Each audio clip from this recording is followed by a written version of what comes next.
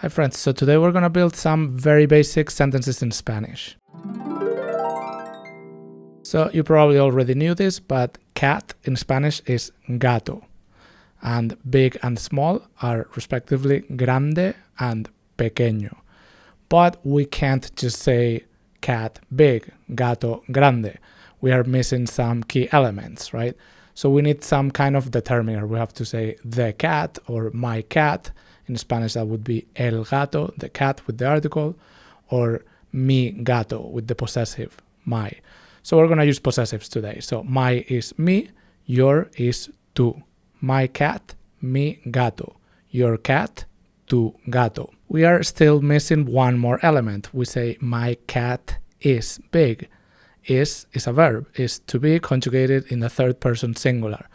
So in English, the verb to be, we have to conjugate it, meaning we have to modify it for the different persons. I am, you are, he or she is, and also my cat, even though it belongs to me, it's a third person entity, my cat, that's a he, so my cat is. So same thing in Spanish, the verb to be, we have two of them. The first one that we're going to use is ser, and that's to be when talking about defining characteristics of things or people or animals. And being big and small, we consider those defining characteristics, so we use this verb ser.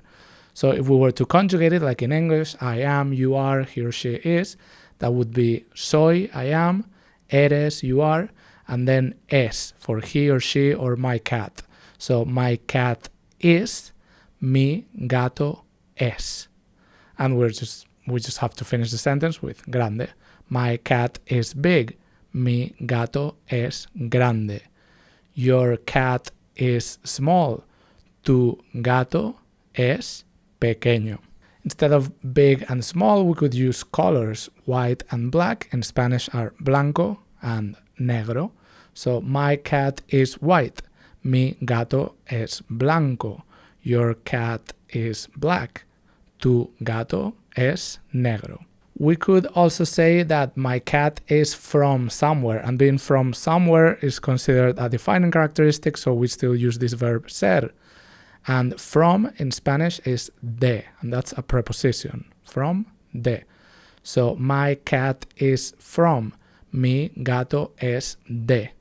So my cat is from Boston. Mi gato es de Boston. Your cat is from New York. Tu gato es de Nueva York. We could also say that my cat is sad or that your cat is tired, but being sad and tired are no longer considered defining characteristics of things or people or animals.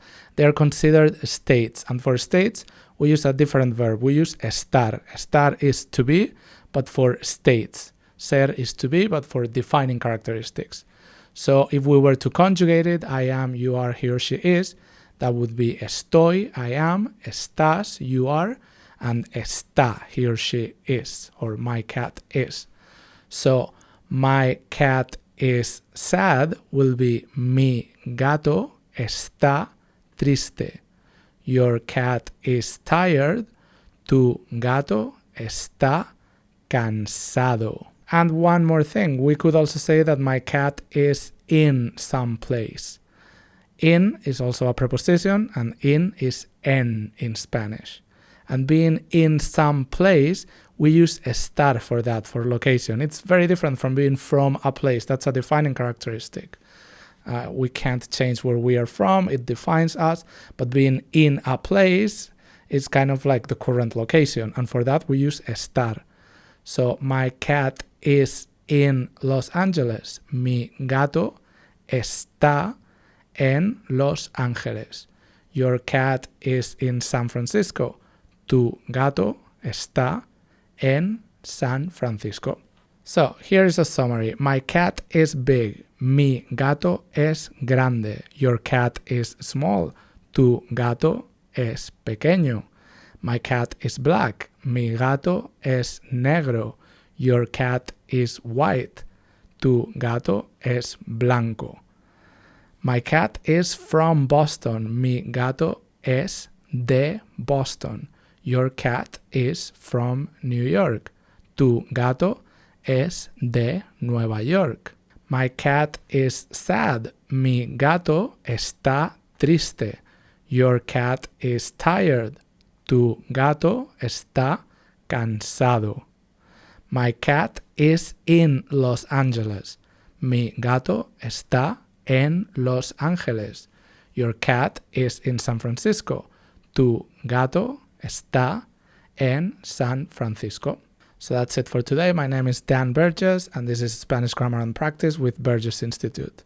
Thank you, and I will see you in the next episode.